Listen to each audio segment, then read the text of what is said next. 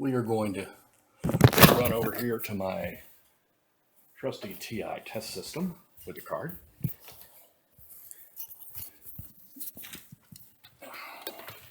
We're going to take the card that's currently in there out.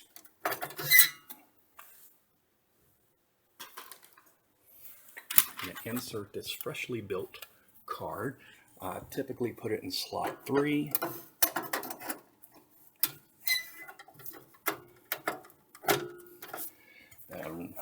Now with this card, you don't ever want to put it in slot 5. There's usually it's a screw that's in slot 5 in the bottom on the back side of the PEB that could make contact with something. I'm going by what Theory's website says. So we're gonna pop it up on this monitor up here. So we're gonna power it up. I'm using the flash ROM, or flash GROM, I'm sorry.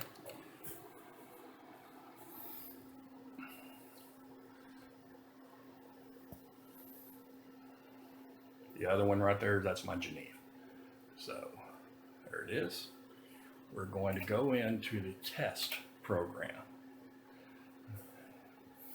Now I've made it, Fred's is an EA option 5.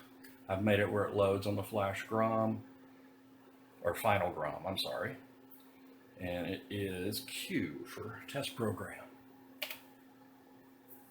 So here it asks for your CRU address. So as you see, it's in slot 3, there's no light on. But as soon as I press 0, it should have popped up and said there's a light on, but there's not. So that means I got an issue I gotta diagnose. We'll be back.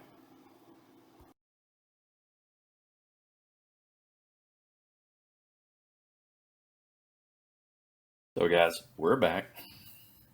It didn't take me long to figure it out. Let me show you what happened. So Fred's test program said check the the hex encoder, the CRU circuitry. And I've seen it before, and I've done this more than once. And what I forgot to do was this particular LS245 right here. I missed soldering this bottom row of pins. I got everything else, but I missed that. So I am suspecting that's probably the problem. So let's give it a shot.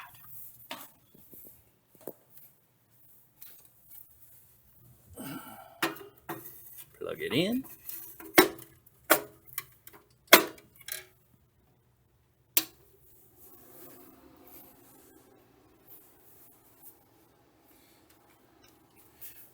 Like my nice little blue light down here.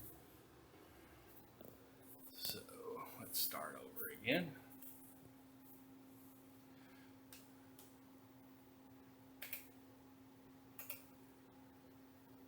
Into the test program. Okay, so I'm going to press 0.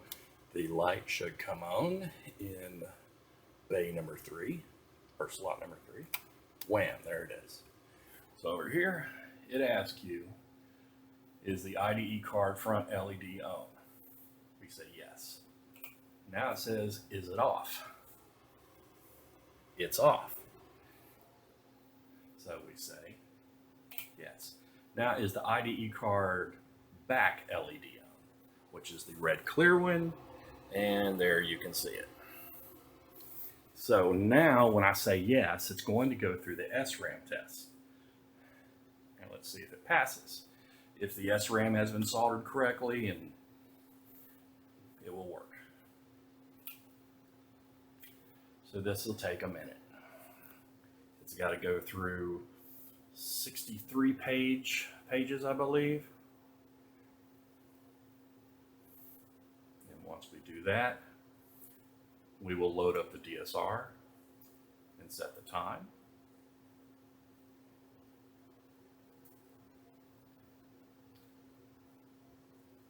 And then, I won't do this in this video, but what you would use is Disk Utilities by Fred Kyle to set up disk partitions I will show you a couple of different units I've used to, in essence, get a non-movable solid state hard drive using a CF or SD card.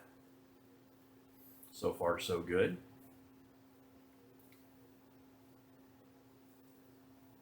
So it has passed its test. So we're not going to run it again, say no. We will go into load the DSR program. I have it on the final GROM, as P. And this is the latest version, version 14. Going to load. Now, this latest version will detect the various different real-time clocks, like the 4802, the 4847, and I think another one, 4852, I believe it is. So we're going to tell it CRU 1000. It's going to go through. It should detect a 4847. There it's detected.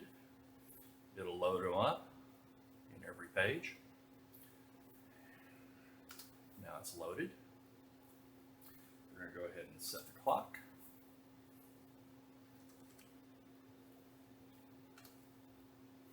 Today is August 1st.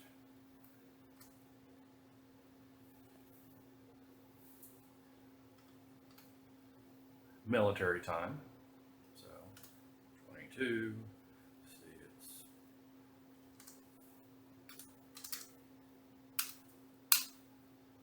So that is set.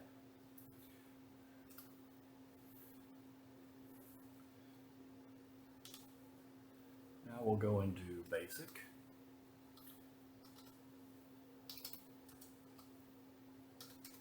Do a call IDE ST, and that means IDE status. Shows you IDE 1 through 8 that the DSR can map. Nothing has been set up since we don't have a drive set up. It doesn't read anything. It does show the BQ4847 clock chip. Shows the battery level is good. It shows the DSK1 emulation is on.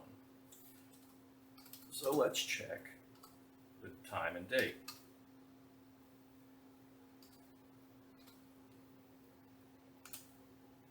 There it is. So it works. So I don't know whose card this is going to be, but, and I forgot to show y'all the different IDE interfaces I've been using. So I believe I got one around here. Well, I know I do. So let's come over here to our parts bag here. This here is a IDE to SD adapter. Works good. You can power it through a standard large, like floppy Molex, or the small 3.5 inch. Either one. Hooks directly up. You do need an IDE cable. And then of course, we also have, these work very well. And these are just the standard IDE to CF card adapters. And you can power them this way. Now, you can also wire up power to one of these directly to the card. And I do have one that I've already done. And it's fairly simple to do. Just like that. So, I've seen some where the 5 volt is actually the piece of the board's been scraped off to reveal the trace, and it's been soldered directly to the trace. I chose to do it this way. It's just, I didn't want to scrape on the board. And then of course, I use the ground. I just ground it directly to the top of the switch, just like I saw it on somewhere on the internet. So that's pretty much it. Once you use disk utilities to set it up, you'll be able to set up your partitions. Each one of those will handle up to 4 partitions. that you can set up with disk utilities. So if you do have a IDE to CF card that'll run in primary and slave mode, then you can actually set up all 8. Typically those, you can either have 2 IDE CF cards hooked into the chain. One is primary, one is slave. There is another one I don't have. I know Fred said he does, and he says it works well. It's an IDE to dual CF cards. And you can set one of the CF cards as primary and one as slave. And you can get up to 260 megabytes per IDE partition. So you will get, I think, what is it, 260 times 8, quite a bit. So hope y'all enjoy. Thanks.